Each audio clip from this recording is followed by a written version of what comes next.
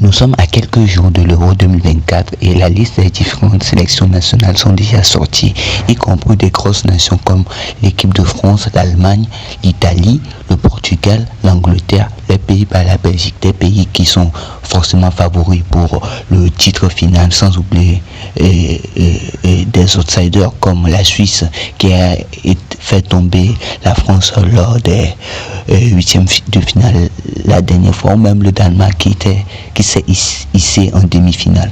Mais aujourd'hui, nous allons nous attarder un peu sur l'équipe de France et le prodige du PSG formé à Lyon, Bradley Barcola. Est-ce que c'est la fin du fantasme Bradley Barcola pour les Togolais? Normalement, suite à la convocation de jeunes ailiers français d'origine togolaise, il semblerait que c'est la fin pour les Togolais d'espérer que le jeune ailier du PSG revête la tunique jaune des éperviers du Togo. En effet, cette saison, Bradley Barcola a élevé ses standards. On se rappelle de sa fin de saison monstrueuse avec Lyon la saison surpassée et où il a été énorme. Je me rappelle de son match face à Montpellier où il a fait une masterclass. On se rappelle souvent du quadruplé de Alexandre Lacazette, mais en fait ce match, le grand acteur pour moi c'est Bradley Barcola. Son apport dans le jeu est tout simplement monstrueux. Les pas de style qu'il a offert dans ce match, c'est un match de référence de classe mondiale qu'il a fait ce jour-là. Mais aujourd'hui, nous allons un peu parler de sa saison, les choix, les raisons pour lesquelles Didier Deschamps l'a sélectionné dans sa liste des 25 pour l'Euro 2024. On va parler de son début de saison. Bien que son début de saison fut mitigé, on se rappelle de ce match où il a raté plein d'occasions face à Newcastle, où même les journalistes de RMC lui sont tombés dessus. On a dit que c'était un gamin qui n'avait pas le mental, mais heureusement, il a su faire puiser de ses ressources et nous afficher le meilleur de son visage lors des matchs qu'on suivi. Je me rappelle de son match face à la Real Sociedad où il a marqué un but sur un sprint magnifique, un but d'un ailier typique comme Vinicius Junior. Il a vraiment apporté beaucoup cette saison. On se rappelle même de son match face à Lens où il a bien servi par Kylian Mbappé, marque un super but. Cette saison, il a environ plus d'une quinzaine de contributions décisives avec le PSG. Et d'un point de vue statistique, c'est pas si extraordinaire parce qu'il y a des ailiers qui font plus, même des ailiers qui sont blessés. Si on pense à ce que Rafinha a fait cette saison avec le FC Barcelone, le Roi Sané, même des joueurs qui sont un peu milieu offensif ailier comme Phil Foden et Martin Odegaard ou encore Jamal Musiala, on se dit que c'est très peu, mais en fait l'apport dans le jeu de Bradley Barcola est plus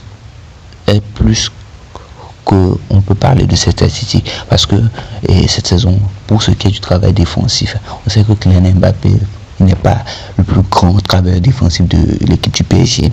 C'est Bradley Barcola qui fait plus ce travail et qui fait les courses. Je me rappelle même de son quart de finale face au Barça. C'est lui qui débloque ce match parce que c'est sans vouloir apporter la tête aux Parisiens qui suivent ces vidéos, sans le carton rouge de Ronald Araujo.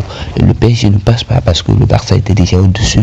Le match allait, le PSG s'est incliné. Parc des Princes, le retour, ils étaient menés et le Barça dominait le match. C'est ça. Il ne donne pas décisif même à Ousmane Dembélé pour marquer le but égalisateur, le deuxième but, je ne me rappelle plus trop. Mais en fait, juste pour parler de son apport, c'est tellement énorme. Il a été là dans le moment clé. Mettons, parlant de sa convocation avec l'équipe de France, il faudrait dire que est-ce qu'il sera convoqué habituellement avec l'équipe de France? C'est ce que nous l'espérons, bien sûr, mais il faut savoir aussi qu'il y a des absents du côté de l'équipe de France. C'est à cause de ça Didier Deschamps l'a convoqué parce que Moussa Diaby n'a pas fini la saison en force comme il avait commencé avec Aston Villa. Et si Diaby avait fait une phase de saison avec par exemple 10 buts, 5 pas décisifs, je ne suis pas très sûr qu'il aurait préféré appeler Barcola à la place de Moussa Diaby. On peut même parler de Christopher Nkunku qui a été blessé longtemps durant la saison. Est-ce que si Christopher se fait un groupe était en forme, on va appeler Bradley Barcola. Telles sont les questions. Mais bon, il faut aussi noter qu'il y a les retraites de certains cadres comme Olivier Giroud. Peut-être la place va se libérer pour lui dans l'avenir. Mais est-ce que Didier Deschamps va vouloir appeler un autre numéro 9 ou appeler plus d'ailiers? Parce qu'il y a le même profil d'ailiers différents dans son équipe. Tout cela sera une question pour l'avenir du jeune prodige du Paris Saint-Germain. Mais mon point de vue, est-ce que c'est la fin du fantasme contre Bradley Barcola pour les Togolais? Je peux dire à 95% oui, à 5% ça reste sur des détails. Ça dépend aussi, l'équipe de France fait un euro catastrophique et qu'il n'arrive pas à être joué des matchs et que par la suite il flop, mais nous ne souhaitons pas cela.